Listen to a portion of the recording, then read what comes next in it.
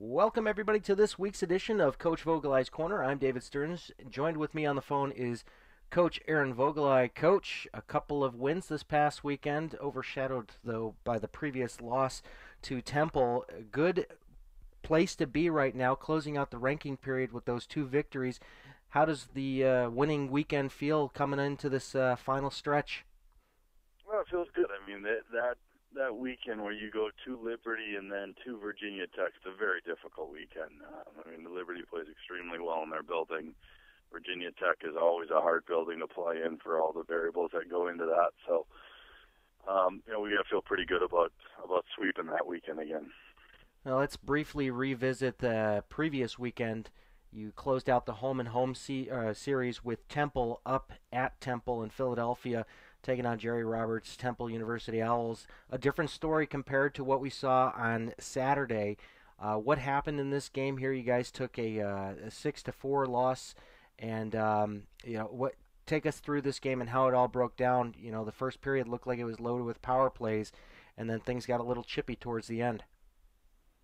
Yeah, I mean, I think the mindset of the guys after a 6-1 victory the night before was, that we kind of just kind of roll through this, and I was kind of surprised by that attitude, just because of they know that at this level you got to show up to play every game, and this is an arch rival. You got to show up to play these games, and they didn't show up to give their best effort, at least not at the start of the game. So we had a rough period. We lost that first period that we've lost in a while. So, give it to Temple. They were ready to play. They wanted that first period. They wanted that game a little bit more than we did. So, by the time that we turned it on and started actually playing the way that we need to and to win hockey games, it was too late. We were already down by 3.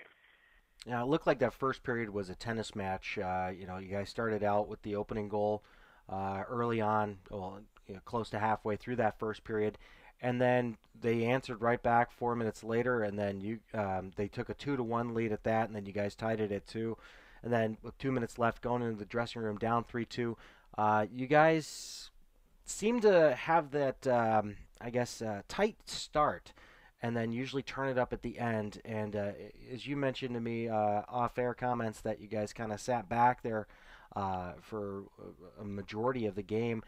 What was it this time around that was different from previous games, where you guys would traditionally, kind of slow your way up from the start and then turn it up in the second period? Usually, the boys really get going once they get punched in the mouth, and they, whether it's being way too close of a game where versus a team that we believe we're better than, or we can make some adjustments and really kind of go at our game plan a little bit better. But for one reason or another, we just didn't get it going that day. So I give ourselves credit. I give our boys credit for after the timeout, kind of like how the Flyers always, Peter Laviolette always calls us timeouts, and kind of get them motivated. And it kind of worked that way that day. We just came up a goal short. Now, talk a little bit about here, before we jump into this previous weekend, the play of Sean O'Connor. Even with the loss, he still had 3 points. His streak continues. Talk a little bit about his role in that game. Granted, it may not have been a best for the team, but talk about Sean O'Connor's play. Sean O'Connor is very quietly, I think, throughout the league. I don't think a lot of people have known who he has been. I mean, everybody knows that little number 21 on UMBC is a good hockey player, but I think he's close enough to be another great UMBC hockey player, and he's doing it under the radar just because he doesn't have the name Post or Harcharik or Durkee. He's not quite as flashy, but what one person has really made our team go the last couple of years, and that's Sean O'Connor. I mean, he's having a second semester, kind of like how he started last year. He's starting to peak at exactly the right time, which is fantastic to see. So he's kind of put this team on his back, kind of like Yost did last year at the end of the year, and Drago did. And he says, "All right, guys, let's go. Follow me. I'm going to lead you to the promised land." He's doing a great job for us. He's got a heck of a point streak going on here. I just hope it continues. 13 goals, 35 assists for 48 points, 2 power play goals, 1 shorthanded goal, 8 penalty minutes. A very disciplined player on your squad at that, and 4 game-winning goals. He leads the team in game-winning goals. Um, what are you going to try to do here to kind of sell him for a 5th year? Get on my knees and beg. If I can figure a way to get him into grad school and get his parents to agree with it, that'd be great. So he's a great player. Anybody would be happy to coach a kid like him. On the ice, off the ice, he's just an outstanding individual. Well, he did keep the point streak alive, and it was kind of a modest game for him against Liberty. Let's talk about that game. An interesting victory down there at the LaHaye Ice Center. Talk a little bit about that one. You guys went down early, 1-0, but answered back with Alec Hannock. You got that line still together there, I see, and talk a little bit about how you guys came back, and you had some scoring coming from Matt Kelly as well to take the 2-1 lead into the dressing room after 1. Yeah, absolutely. I think we did a really good job getting after Liberty in their own building. You got to start fast, especially in that building up against them. You can't let them feed off their own rink and off their own environment there.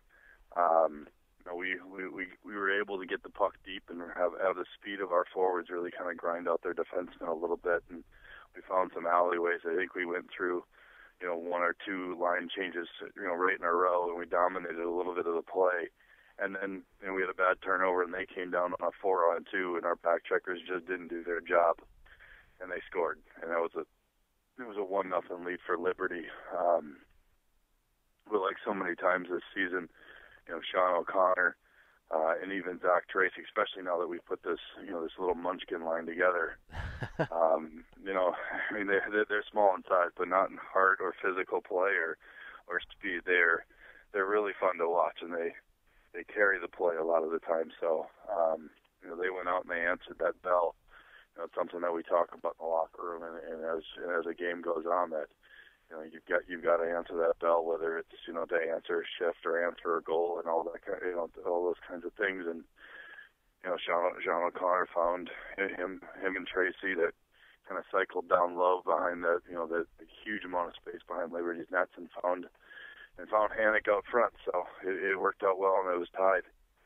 Kelly, on the other hand, he just had a great shot. He was the right place, right time. Again, they fed from down low behind the nets. Kelly found a hole and an opening that he could run the slot. And they found him and didn't. The goaltender Devine, he played great, but didn't have a chance on that shot. Now that second period was the Durante period. You had Jean-Luc scoring the first goal in that period early on, 2 minutes in, and then Daniel coming up with a goal about 5 minutes later or 4 minutes later. Talk a little bit about the play of Dan Durante, who picks up, I believe it was 2 assists and a goal in this game, and also working out there with Jean-Luc. We kind of put Bloom out there with the 2 Durantes and DJ Fadler's absence. We had to kind of rework everything, and we decided to move Armstrong back down to play with Brandon Fritz on our third line because they actually work really well together. And the Durantes and Bloom kind of took over this game. I think they were probably our best line throughout this game. And I don't know what it is about the LaHaye Center. It's a beautiful facility, and Dan Durante loves to play in this rink. He picked up three points in that game with the game-winning goal and 2 assists. And last year we had our league playoffs there, and he was the playoff MVP. He was absolutely on fire, and he just kind of got him on a roll for the regionals, where he was a big part of our game and also at nationals. So I'm kind of hoping that us going down into LaHaye this year and getting those 3 points, he can kind of get on a roll again. So Luke Durante's goal was a fantastic play, and it was set up by the shift before. It was set up by Tracy, OC, and Hanny, grinding it out for an entire shift and having Liberty have to ice the puck. And we had a very, very tired Liberty line, so I put Bloom's line out there, and they took advantage right away before Liberty could get out of the zone. So they it was one of those nice rule changes where you can't change off an icing, and we took advantage of it. So it was a great parry by Luke Durante. I kind of grinded it out in front of the net. And Dan, doing what Dan does in front of the net, finding a puck and finding some area to go upstairs in the net. Now the numbers on special teams in this game, Liberty going 0 for 4 on the power play. You guys went 1 for 4, which was the eventual game winner from Dan Durante. Talk about your team's play. Do you feel that you guys are more comfortable on a 5-on-5 situation or in special teams, meaning the power play, obviously? Oh, definitely 5-on-5. We definitely can. You always like power plays. We've got so much talent on our power play. It's only a matter of time before they just start rattling off goal after goal after goal. It just hasn't clicked as much as we expected it to or liked it. We made a couple little tactical changes, and we'll see how those things. You're just going to have to keep tweaking the machine until it works. So. But sooner or later, hopefully sooner rather than later, it will start to take charge, and we'll start to see the benefits of all that talent on the rink. But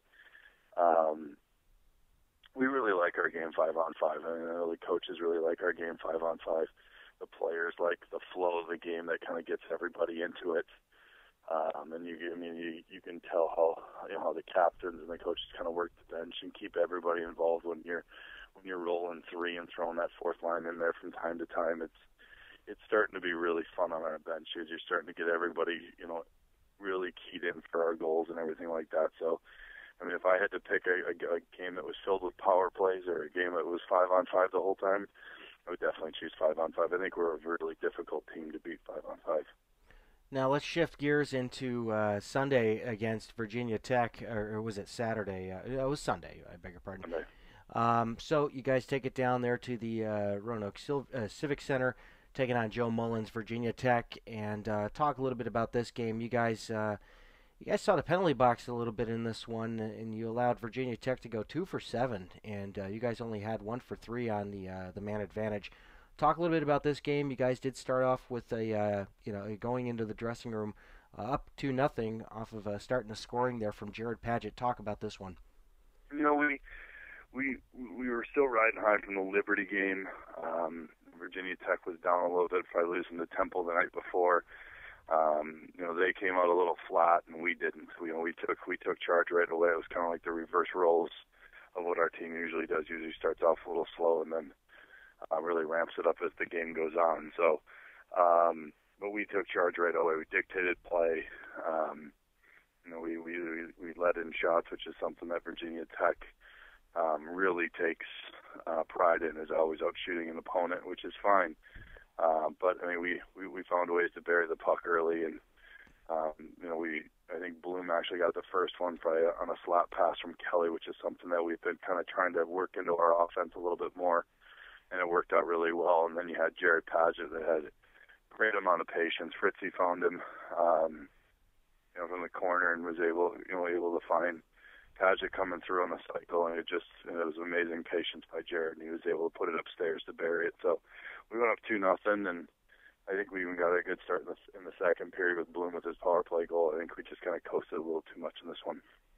All right, I must have misread here because it looks like the score sheet says something different there, but Bloom opening up the scoring in this one. So talk a little bit about playing in the environment of the Civic Center. Usually they get a really solid crowd in there. Granted, this was a Sunday afternoon game. Talk a little bit about how playing in this environment. You talk about the LaHaye Ice Center and how crazy it can get in there. Talk about how fun in the environment that you guys play in every time you make this trip down to Southern Virginia. We have a really good time. The Roanoke Civic Center is a game that I think every team should experience, especially if you have a big name crowd or a big name team or something like that, or a school coming in, because that city really does back the Hokies. They come in from everywhere to watch these guys play, and they play in the Roanoke Civic Center that seats about 10,000 people. And usually they pull in between 1,000 and 2,000 fans. And, it was no different, for Sunday. Like last year was about, 3,500 to 4,000 people, and the place it shook. when they were trying to disrupt a timeout that we take, or when Virginia Tech scores, it's absolutely a phenomenal place to watch a hockey game. Mm-hmm. So and even play. I mean, it's warm, it's hot. The benches are with the old style East Coast League kind of benches where you got concrete on the ground. It's just covered up by rubber mats that move up all over the place. So you got those kind of elements that always work for you. We've got as we know, a really small line, and the benches are a little bit, the boards are high, so you got to put stilts or a ladder so Annie and Tracy can get up over the boards. But we have a good time with it, and it's just they don't make it easy on you. You're used to in between periods not being in an 80-degree locker room and not sitting for 20 minutes at a time. So any momentum you have from the first period is gone by the second period. So you got to really start the engines again, and they're used to it. Visiting teams aren't. So it's a great atmosphere. It's something that everybody should experience, and I think we're lucky for the last 2 years to come out of there with victories. All right, now you guys are riding high off of these 2 victories here down in Southern Virginia, and now you got to bring it up north here.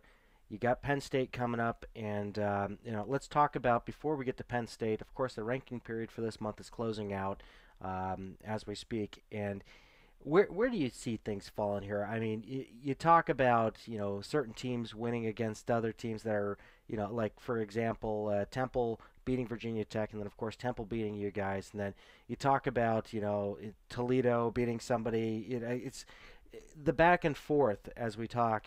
As far as these outcomes go, where do you see things falling in this ranking period?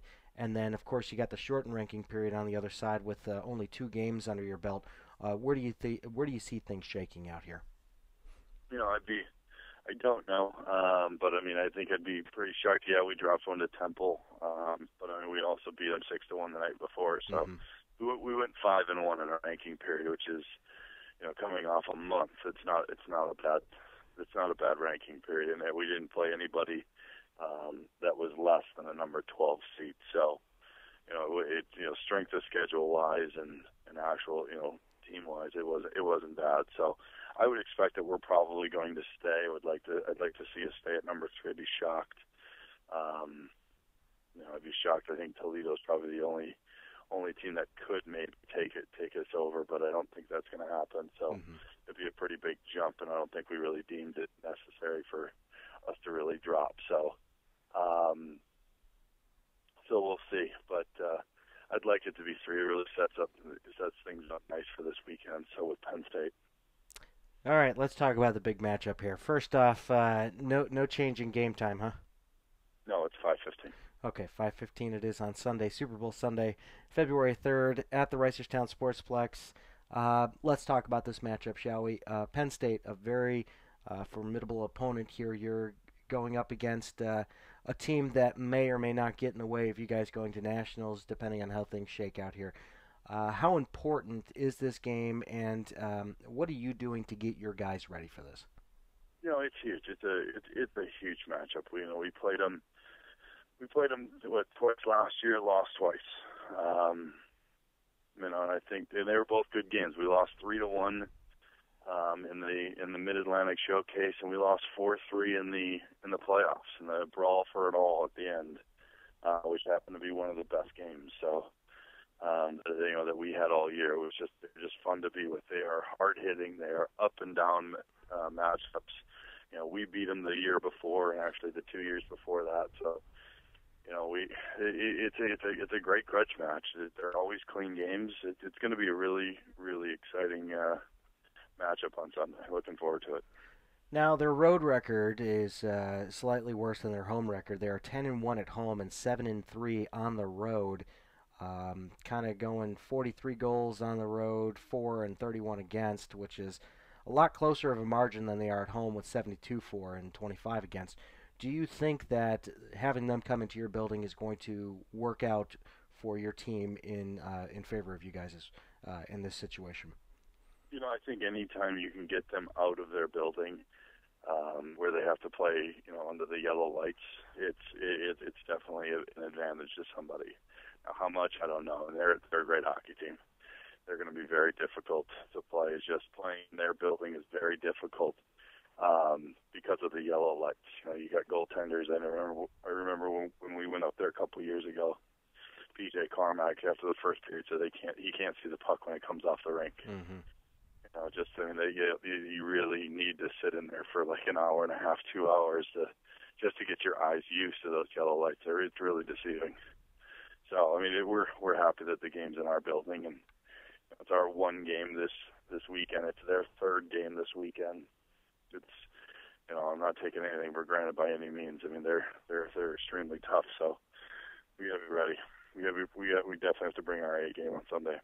Although they do have a few games less than you guys, and obviously they'll kind of come closer in the games played margin once they do meet you guys on Sunday. But looking at their stats here, you got Chris Lewis leading their team with 18 goals and 12 assists, up at 30 points, and then right behind that it's got Zittarelli with 24 points and Winchester with 23. Another Relazuco with 23 as well. Those are their top guys. Your top guys have 48 points, 45 points, 36 points. What does it all mean to you when you look at the numbers? Do stats matter in this, or is it the game situations that these teams are in that really dictate, whether or not you have a 50-point scorer on your team or not in helping get your team a decisive victory? Sometimes it may depend on the stats, and you may look at the stats going, okay, I need to shut this guy down, I need to shut that guy down. And there's a couple of guys, but you certainly don't want to look at your roster and their roster and go, well, I got three guys that have more points than their top guy. Mm-hmm. Chris Lewis is extremely dangerous. He killed us in both games that we played last year. So he's a really, really good hockey player. They've got two defensemen, Winchester and Russo, that weren't even listed on there. And the one guy's got 9 goals, Winchester, and he's ginormous. He's as big and as strong as an ox. So we're gonna have to figure out how to slow him down. And Russo, he played in the USHL. He's got all the offensive talent in the world. So I was getting to him. He was after Relazuco. Right. Okay. Their power play. We got to stay out of the box. Number one, up against them, their whole first power play plays on their D1 team, other than Lewis, and Lewis is probably the more talent than a lot of those guys. So, or at least a lot of the guys that they're going to play up against this year. So, Taylor Vincent, number 23, he's an extremely good hockey player. He's only a freshman. I think he's third on the team in actual goals scored. So we got to slow him down too. And we got to get to their goaltending. Yep. Ryan DeMuth is a good goaltender. Lothart's a good goaltender. We're just going to have to get after him, and hopefully them being out of their barn will help a little bit. But this one's going to come down to mistakes. The team that makes the least amount of mistakes is going to win the game. How do you think the goaltending matchup? How do you think it really works out here? Drago up against whether they start DeMuth or they start Lothart. You've seen both those keepers before numerous times. Depending on which one they play, how does Drago stack up to these two keepers? Talent-wise, I think he's, in my personal opinion, because I'm biased, I'm Drago's coach, but I think he's the better of the goaltending. So, you would think that we would have that advantage, but you never know. We've made a goalie like Georgetown's goalie look extremely good this year because we hit him in the chest, a million times. So it all depends on the situations and things like that. They play a third guy high and that guy never moves. We play a third guy high and he very rarely moves. So it's going to be one of those things. I think it could come down to special teams, but hopefully it's the Super Bowl, Zion, the refs want to get to it, so there won't be many penalties called. We'll get to that in a second, but it sounds like this could be a very low-scoring affair, judging by not only the numbers but the systems that both your teams play. If it comes down to one thing, what do you think would dictate how you guys walk away with a victory in this game? If it came down to one thing that you guys need to execute or avoid in this game? We got to stay out of the box. That's the big thing. We got to stay out of the box. Both teams eliminate, or at least do their very best to eliminate odd man rushes, so they're probably not going to get that. We're going to have to get down, and we're going to have to cycle and make their defensemen work and be able to penetrate their defensive coverage, which is very sound around the net. So, we don't have the bodies to be able to push them around, and we're smaller, we're quicker, things like that. So it's going to come down to our speed and being able to stay out of the box. Let's talk about the elephant in the room, shall we? You have this game up against a big Super Bowl thing that happens once a year. Let's talk about the mentality of your guys, and this is just me pointing this out. You have a lot of your players from the Baltimore area, which I'm sure have allegiances to that Baltimore football team that happens to be playing in this game. Um, what are you doing to get these guys to be focused in on this game and not that game, although they may miss a quarter or two of that game? It hasn't really been an issue, to be honest with you. I was prepared for it to be, and if it comes up in the later part of this week or on Sunday, I'll deal with it then. But they're all focused. They want this game. They know it. They know what's up. They know what's at stake. So, if we had lost last weekend and it maybe wasn't a 2-3 matchup with the winner getting basically an automatic ride to nationals, I think we'd have a bigger issue with it. But I mean, they're going to get to see the end of the game, and they'll be just as happy with or without, the Super Bowl. I mean, if the Ravens win, great. If and they'll be extremely happy. If the Ravens lose, they're going to be obviously sad about it, but that's on TV. They get to watch the Ravens every year. It's not every year you get to play 60 minutes up against a very tough opponent that you usually play very well up against, and they play well up against you, and the winner gets to go to nationals. So I think they realize that one's reality, one's on TV. So it's been a good week. We've had a great week of practice. We've got another one on Saturday just to kind of hopefully fine tune everything, and then we'll go to war on Sunday. All right, one final question here. With the fact aside that you have another game the weekend afterwards against Navy in the Crab Pot, if you guys win this game against Penn State, do you believe your team will get number 2 and get the auto bid to nationals? Yes. Okay. Anything else you want to add, Coach? No, I'm just really looking forward to it. The nerves are already starting to go with me, and I know the boys are the same way, so hopefully I'm sure we'll get everything harnessed in and be ready to go on Sunday. Just really looking forward to it. It's a big one. Well, I know the nerves are kicking in for me as well. We will be broadcasting that game, and hopefully I won't get a puck up in my area again this weekend. I do have a bruise, by the way, to let everybody know. So I'll send you the clip. It's pretty hilarious. So, all right, Coach. Well, good luck with the rest of practices, and we'll see you out there at the Reisterstown Sportsplex on Sunday. All right, sounds good. I look forward to it. Thanks again. All right, that's Coach Aaron Voegtli for the UMBC Retrievers. They will take on the Penn State Ice Lions on Sunday. As it comes down to this, the winner may make it into the national tournament on an auto bid. If Penn State wins, they'll surely go. If UMBC wins, Coach Voegtli says it, and we believe it too, the UMBC Retrievers will get that auto bid. So check out the game on Cross Ice Feed at crossicefeed.com at 5:15. Yes, we're going up against the Super Bowl, but we know you'll all be watching. So this has been Coach Aaron Voegtli's Corner, saying good night, everybody, and as always, don't stop believing. Take care.